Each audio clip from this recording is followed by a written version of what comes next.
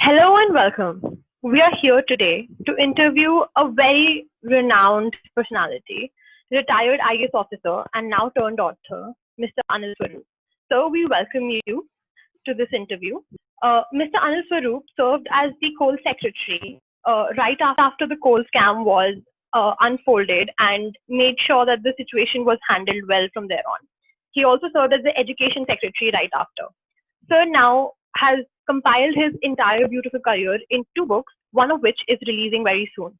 Sir, so our first question to you is, as we are a youth editorial, and we know that there are a lot of endeavors that the youth personally take when it comes to social causes, especially now in times of Corona. There have been immense number of funds or fundraisers that the youth has been trying to raise, and there's been a lot of activism as well. So the question is that do you think the tool of youth is used very efficiently by bureaucracies and ministries in our nation, or is there a disconnect between what the youth does and what the bureaucracy or the ministry does? See, youth have a very important role to play in the building of a nation. And so is the case in India. I traveled before this COVID happened. I used to travel through the country, interacting with youth of the country. And I was so excited about the passion that they had, the commitment that they had. So there is indeed enormous amount of potential amongst the youth of this country. The question is whether we are harnessing that potential, or this demographic dividend, as it is called, would lead to a demographic disaster. The harnessing part is extremely, extremely important. As school education secretary, I made my small attempt to see how these youth could be guided, the young children could be guided. And I would believe that it would require an enormous amount of public-private partnership for youth energy to be channelized for positive purposes. There's a lot of phenomenal work being done by NGOs in the field, a lot of good work being done by the government organizations. The question is whether the good of both public and the private come together. Normally, the tendency is to curse each other. From the government side, people say that the private sector is making money and doing nothing. The private people think that everybody in the government is corrupt. Both are equally wrong. I think there are good people both in the government and the private domain. The question is whether these good people come together and make that nexus. And that's what Nexus of Good is all about which I'll speak later on. So the question is whether the government and the private domain jointly are able to harness this excitement amongst the youngsters in the country.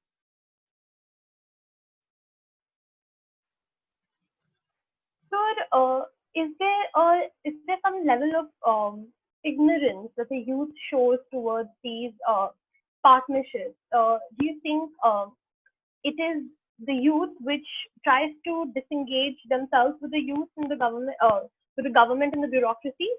Because, sir, a lot of them do not agree with the way that the policies are framed. So, sir, do you think the youth is a little ignorant of what the government is actually doing here? See, there is bound to be disagreement in a democracy, whether it is between youth and the government, within youth, within the government. Democracy thrives on these differences of opinion. And that is where, through discussions, you evolve some sort of a consensus and then you move forward. I think what is required and what is being attempted also is to set up communication channels through which you can communicate with the youth. You are absolutely right. I think there is a need to reach out to the youth in a manner so as to convey what the government has in its mind. The government is certainly trying to do that, but there is certainly a scope for improvement. I think technology has come as a huge instrument in the hands of the government to reach out to the youth. The fact that the Prime Minister himself talks to people directly through his Man Ki Baat, there is an attempt to reach out to the people. Obviously, there is always a scope for improvement, more in the sense of getting feedback from them. So sometimes it appears a one-way traffic from the government to the people. I mean, the reverse should also happen, getting feedback from the people. Because once you have this communication is two-way always. It's not one way. It's not merely me talking to somebody. I should get the feedback and that helps me improve. And once this communication gets established, I think things improve. Even in smaller organizations, communication is the key. How well do you communicate with your team? And here, as a country, the entire youth is a team. The question is whether we are able to convey to them our ideas, our policies, and then seek feedback from them. Once this two-way communication gets established, I think the policies that get formulated are certainly better. I mean, there is a chapter in my forthcoming book, Ethical Dilemmas of a Civil Servant. It talks about the Delhi disconnect. There is a full chapter on it. And the bottom line in that chapter is that sometimes sitting in Delhi, we don't really know what is happening in the field. And some of us believe that all wisdom resides in Delhi, which is absolutely incorrect. There's so much good work that is happening. So if you look at the schemes that have worked, like Swachh Bharat, these schemes work because of the connect they established with the field functionaries, with the field people. So that's very important. That connect is extremely, extremely important. So there are some schemes that are doing well. Look at the other scheme. I mean, I've compared two schemes, Swachh Bharat and Smart Cities. Now, Smart Cities didn't happen because there was lack of connect. I've given an example of lack of connect. While working in Jharkhand for a while, I was traveling to an interior district and I found that one block did not have a single bank branch. Now, this is a huge disconnect because if you have this direct banking transfer, if you want to transfer money directly to people, where is the old man going to go to collect his old age pension? So this is a disconnect that exists in certain ways, and that connect has to be established. You are absolutely correct.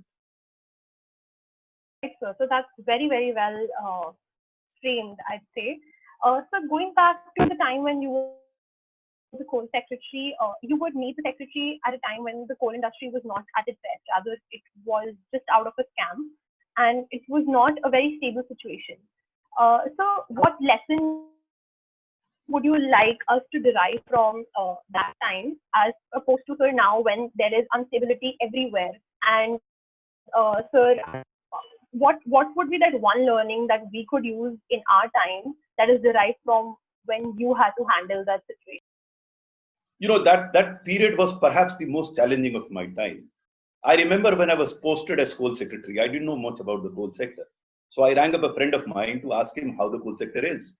So instead of answering my question, he asked me a question. He said, "Gang sab Asepur dekhi hai kya?"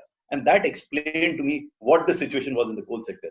Anything that could have gone wrong had gone wrong. Now, the lesson that I derive out of what happened in the 2 years where we sorted out virtually everything, and from an acutely deficit coal country, we were thinking in terms of exporting coal to Bangladesh. The primary lesson was to first understand the why of a problem. Normally, we don't do that. And even before that, to accept the existence of a problem. Sometimes we keep pushing the problem under the carpet.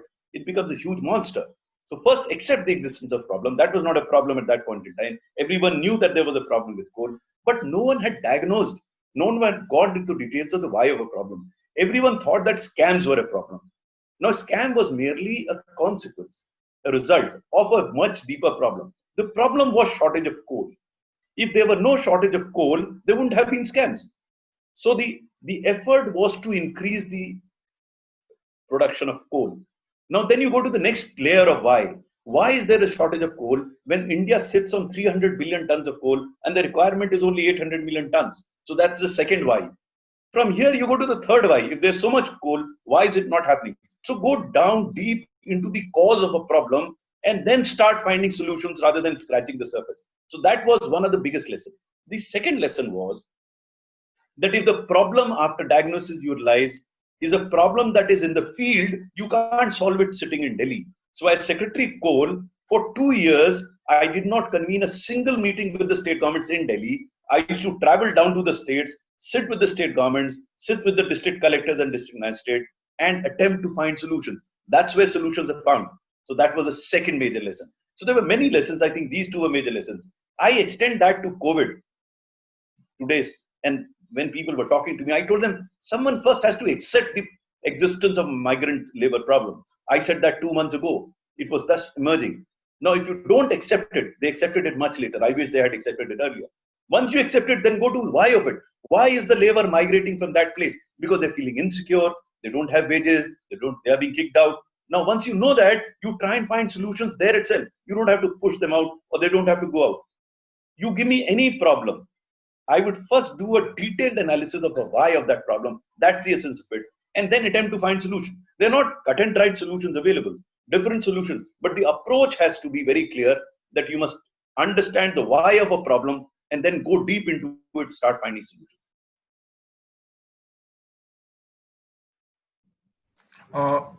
So hi, sir, Lohit here. So Hello. question is more towards the side of your experience as the education secretary.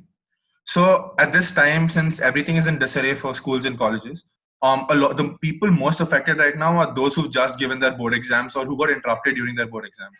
So what do you think, in your experience, should be done, since neither CBSE nor ICSE have actually taken a hardline stance in it, and people are waiting to figure out what's going to happen next? So what do you think should be done now? These are very unusual times. They're not usual solutions.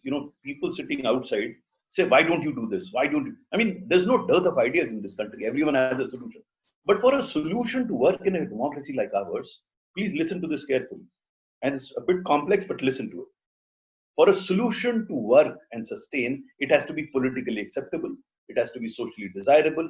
It has to be technologically feasible. It has to be financially viable, administratively doable, and judicially tenable. Handful. But that's how it is. For an outsider, he thinks, why isn't it happening like this? So it's a very tricky situation. Whichever decision you take, there would be a criticism because you can't satisfy everybody. So it's a tough time. CBSE has won some of the finest set of officers now. And the school education secretary who's worked with me, who's then chairman CBSE, is one of the finest officers we have. So I have full confidence in them. They are applying their mind to find the best solution way forward. Sitting here at a distance, not even affected by it, I can provide 10 solutions knowing fully well that I won't have to implement them. So again, in my forthcoming book, Ethical Dilemmas of the Civil Servant, I talk about Rai Sahibs. You know what are Rai Sahibs? They are advisors. They don't do themselves anything. They only give advice. So you have huge number of advisors in this country who wouldn't have done anything in their lives, but they are prepared to advise. So I'm sure they're going to come up with good solution to the problem because the team there is one of the finest. Okay, so and then the next thing is somewhat more of related to us as college students. So in this situation where most of us are away from our colleges, learning in itself has been put at some sort of a halt, right? So do you think the system of online learning that is slowly emerging is something that's going to be feasible in the long run, or do you think that there's going to be a hard stop to that? No, my question is, why have you stopped learning? I mean, I'm learning the most. I have so much time. There's all knowledge is available on the net. I used to travel thrice a week before COVID started to go around the country. I mean, I didn't happen to visit your institute, but I visited most of them, most of the IITs, most of the IIMs. I visited all of them and I keep visiting them. Now I'm sitting at home now and interacting almost every day. I have a webinar. I'm interacting with hundreds of people. So I've suddenly discovered that I'm reaching out to many more people than I was earlier. So I don't think, I see situation is beyond our control. It happened. The question is whether I'm able to derive some opportunity out of it.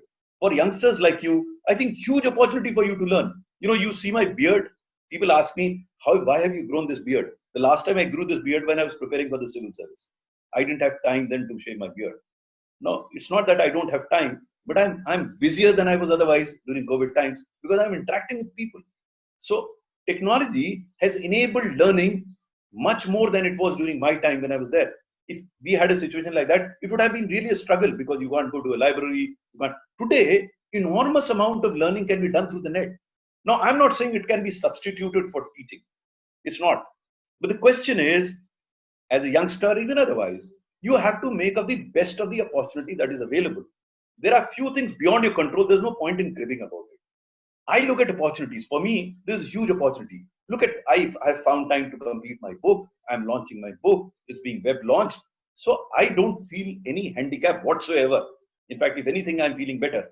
And when COVID goes out, I think I will be a much better person in the sense of having learned a lot many things which I wouldn't have learned otherwise. So as a youngster, I would only advise, look at the positive part of what is happening. Negative part, you have no control. If you have control, please do something about it. But if you don't, make the best of the opportunity that is available. So for people like you, I know of schools, I interact with schools almost every day. They have come up with alternative ways of teaching. And if you have internet connectivity, as I see you have, then there is not much of a problem. The problem is when you don't have this internet connectivity. In fact, 10 days ago, under the aegis of Nexus of Good, we had a workshop to understand the tools to reach out to children that do not have internet connectivity and don't have smartphones. And we came up with a nice strategy. So it's a question of, it is a challenge to human ingenuity to come up with solutions in a situation like COVID. And that's, you enjoy it. You enjoy challenges like I did in coal. I loved it. There was crisis, but I loved it. So you love those crises because when you find solutions, it's like, I mean, you are from Institute of Technology, so you'd be doing math. When you find a solution to a question, how good you feel inside. But if there was no question, life goes on. So there is a challenge today, and youngsters like you should come up with solutions which make you feel good from inside. Right, sir. So you also mentioned that you believe that teachers are one of the biggest problems of the education sector today. Sir, do you think this problem has heightened with the incoming of technology now? Because now there is just there are no there's no check as it was before when schools were offline. So do you think online schools might increase the problem of teaching? On the contrary, I think technology is going to help teachers phenomenally. Technology will never replace teachers. It will actually help teachers to make learning a most pleasurable experience, more enjoyable experience. And I have a personal experience. I remember when I was in school, I mean, I enjoyed most of the teachers, but there were a couple of them I hated to be in the class. I wanted that class to be over as quickly as possible. But look at what happens now. When I was Secretary of Education, there's a guy who came up and showed me a 2-minute video on Archimedes' principle. Within those 2 minutes, I understood a concept which I had been struggling with in the school. So technology can be a great enabler. To me, though I do agree that teachers will continue to play a very important role, they will be the pivot around which the education revolves. Yet the teachers themselves will be enabled phenomenally through technology to make education a much more pleasurable experience and much more enjoyable experience. And they will be able to communicate with the children in a much better manner than they did earlier. So technology is not doesn't have an adversarial role as far as teachers are concerned. I think they will complement each other. Right, sir. So I believe in the past as well as in your book, Not Just a Civil Servant, you've often mentioned how politicians usually glorify announcements, right? How do you think that has transpired with respect to how it has been during COVID-19, where we've been told? Yes, sir. See, as a civil servant, I believe that politicians will do what they will do. I can't do a nut about it. And I wasn't too bothered about it. Because I can't change the politician. Of course, he has his own agenda, he'll do it. The question is how I react to it. So I've always believed that I can't do a nut to anybody else, more so to politicians. They will do the way they are. And it's very easy to curse them. Everyone curses them. So my experience with a large number of politicians was very positive. They were very, very, very good. They wanted to do things. A lot of them were honest. It's not the general perception of politicians. But they were ruffians and rascals as well. Like they're part of the society. And in any case, I can't do much to them. I can do to myself. If you have read my book, you would have discovered that I interacted with them in a manner what I thought was correct, period. And I didn't expect anything from them. People are hassled about transfer. I said, for me, transfer is like death. It is inevitable. It will happen. Why should I bother? And I believe in Hindu philosophy. I'll be reborn. I'll be posted somewhere else. I'll do the same thing. So I wasn't hassled at all. So in the initial period of my career, I was transferred quite a lot. Later on, the politicians discovered that it doesn't affect me. So they stopped transferring me. I had very long tenures. In fact, I worked as Director General Labour Welfare for 7 years. So it doesn't matter. It depends on you, because you can't do a nut to anybody else. So I'm going to come up to your newest book now. So what exactly was the inspiration behind actually bringing out the ethical dilemmas that a civil servant usually face? When I wrote this book, Not Just a Civil Servant, there was a lot of discussion on the book. And during the course of discussion, it so emerged that the civil servant undergoes enormous amount of dilemma, which I also, as I reflected during my career, I came across huge number of dilemmas. And hence I came up with this idea that I should write a concise book on the dilemmas that a civil servant faces and the possible way out. I'm not saying that's the way out. I have suggested a few ways out. If you face a dilemma, then how do you come out? In fact, during my own career, I did face these dilemmas for the initial few years, and then there was no dilemma because I was very clear in my mind what is the choice that I have to make. Dilemma exists when you are confused about a choice, but over a period of time, as you grow wiser, you start making those choices, and then there's no dilemma. So that's whatever. In fact, the book is squeezed between two Urdu couplets. I don't know how many of you understand Urdu. You understand Urdu? A bit of it? You don't? Okay, then I'll give it a go by. It is between two couplets. One is the dilemma, the other is the solution. And these two couplets actually bring out the dilemma and the solution. And the book is about the dilemma that a civil servant faces and the solution it can provide. Okay. So considering ethical dilemmas in themselves, at what point does someone draw a line between making a specific choice, which seems to be ethical, versus something which is for the greater good? If you ever have to choose between that, how do you choose? How do you make that decision? You know, ethics is not a fixed domain. I mean, my ethical values may be different from yours. My politicians' ethical values may be different. My own ethical value undergoes a change over a period of time. So maybe as a child, I thought eating non-vegetarian was fine. But as I grew up, I discovered that I need not eat non-vegetarian. So my values have undergone a change. Your values get determined by your association with friends, your family, your community. As you associate with people, there is an input that keeps coming in, and you start re-examining your values.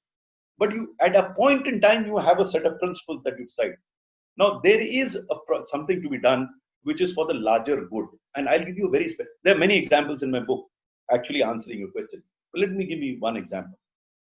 I joined an organization called Pickup, it's the State Financial Corporation. It was in a terrible shape.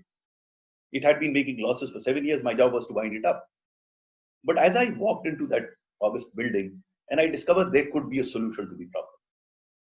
Now, one of the problems was that this organization was borrowing from institutions like SIDBI and lending it, and they ran into problems because they were settling one time with the debtors, writing off their interest, taking the principal, and paying that as interest to the creditors. Now, those of you who understand financial management will realize the damage it was doing to the balance sheet.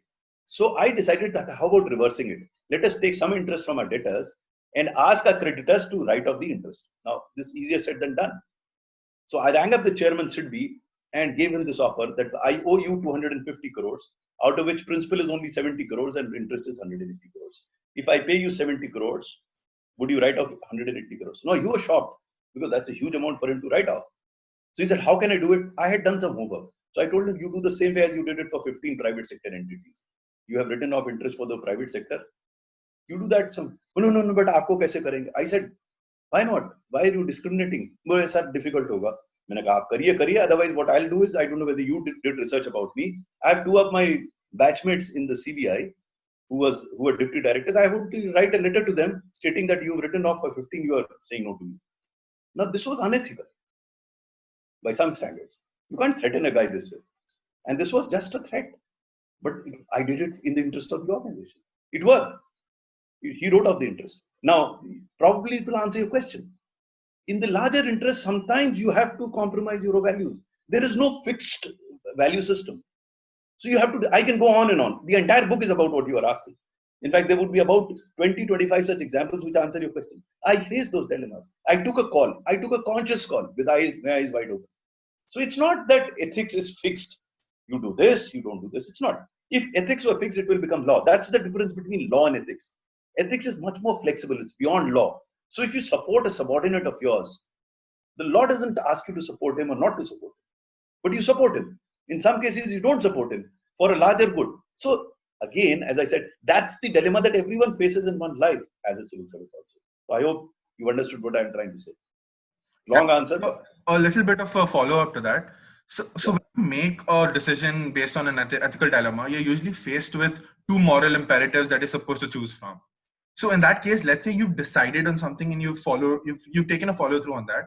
But at times there often happens that there is a lashback from society, right? That perhaps that wasn't the decision that was the most popular. In that case, how do you deal with such a situation? You do course correction. I mean, see, as I said, nothing is fixed, cut and dried. You learn as you go along. You know, again, if you read the book, you'll find I committed a number of mistakes. I have admitted those mistakes. You learn. It's human to commit mistakes. Based on certain value system at that point in time, you learn as you go along. You admit a mistake and you move on. That's how life is. I mean, it's not fixed. No, it doesn't work that way. You have to the clarity has to be in your mind. The focus has to be in your mind. Once that is there, you won't shy of admitting a mistake. You may have an understanding of a situation at a particular point in time, but at another point in time, it's a very bona fide mistake that you committed, and you correct it. There's no harm. All right, sir. Then one last question that I'd probably use to wrap this entire thing up. So I believe you've often mentioned in the past that you did not really choose to become a civil servant in the beginning, but right now, if you had to go back and make that choice again, you wouldn't change anything. So, anything that you would like to tell? No, not only change. I would want to become a civil servant for a simple Alright. reason. I became a civil servant because my dad wanted me to become a civil servant. So I was fulfilling his dream, and I made that my dream. But as I traveled those 38 years in civil service, I discovered what fabulous opportunities do you have to serve the poorest of the poor of the country. What fabulous opportunities do you have to impact governance? Enormous amount of opportunities. I can't think of any profession anywhere in the world that gives you such enormous opportunity to work honestly and thrive, work dishonestly and thrive, do something and thrive, do nothing, still thrive. Which service gives you that opportunity? So this service gives you such enormous opportunity that you can actually fulfill your dreams. You can feel enormously satisfied. Of course, I must admit that even after retirement, I'm thoroughly enjoying every moment. So that's how life is. But it is based on what I did as a civil servant. What I earned as a civil servant. So is there any advice that you would particularly like to give, since most of the people who are going to be watching this are people who are my age, right? Between the ages of 18 to 22, 23. Any sort of advice that you would want to give us? 2-3 suggestions to you. Yes, sir. One, we spend a lot of time brooding over the past, which is dead and gone. Try and avoid that. Focus on the present. Because you have no control, or you can't change the past, and you have no control of the future. Build the bricks at this point in time. Feel good about it. That's one. Number 2 advice is, don't blame others for your problems. You can't do a nut to them. Your problems are your problems. You have to find a solution. The moment you stop blaming others for your problems, you will evolve as a better individual. And finally, don't unnecessarily hassle about issues over which you have no control. We spend so much time over issues. Arey, Dhoni ne wo shot kyun khel diya? India haar gayi. Arey, wo theek hai, khel diya. I mean, it's nice to debate, but people lose sleepless nights over it. Not done. Commit yourself over issues you have control, and you have enormous control over enormous events. Do that. So these 3 advice. All right, sir. Thank you so much, sir. I believe you have another engagement. We'll be wrapping up right about now. Thank you very much, and I invite all of you to this. Invite all of you to this launch of Ethical Dilemmas of a Civil Servant. Do join us. The book will be released and will be available soon. Definitely. Thank you, sir. Thank you so much. It was a pleasure having you.